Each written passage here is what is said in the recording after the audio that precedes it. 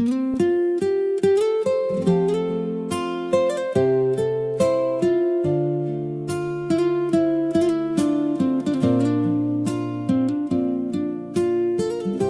លព្រឹកទើបភ្ញាក់ពីគេងមិនទាន់រៀបខ្លួនផងក៏នឹកឃើញអូនអរុនសួស្ដីអូនពេលល្ងាចមិនទាន់នឹងយប់ផងក៏នឹកឃើញអូនរាត្រីសួស្ដីអូនតែបើពេលជួបមុខគ្នាហេតុអ្វីប្រែជាបែបនេះបែរជាមិនហ៊ាននិយាយរកគ្នាទៅវិញលេងចោលធ្វើដូចមិនស្គាល់គ្នាវាធ្វើឲ្យបេះដូងមួយនេះ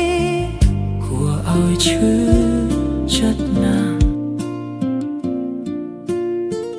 ពេលព្រឹកទើបភ្ញាក់ពីគេងមិនទាន់រៀបខ្លួនផងក៏នឹកឃើញអូនអរុនសួស្ដីអូនពេលល្ងាចមិនទាន់នឹងយប់ផង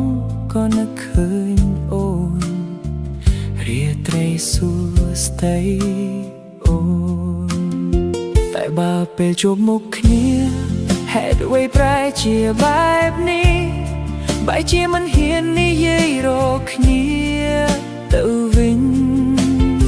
លេងចោលធ្វើដូចមិនស្គាល់គ្នាវាធ្វើឲ្យបេះដូងមួយនេះគួរឲ្យឈឺចិត្តណាស់ពេលព្រឹកទើបភ្ញាក់ពីគេងមិនទាន់រៀបខ្លួនផងក៏នឹកឃើញអូនអរុនសួស្ដីអូនពេលល្ងាចមិនទាន់នឹងយប់ផងក៏នឹកឃើញអូនរាត្រីសួស្ដីអូន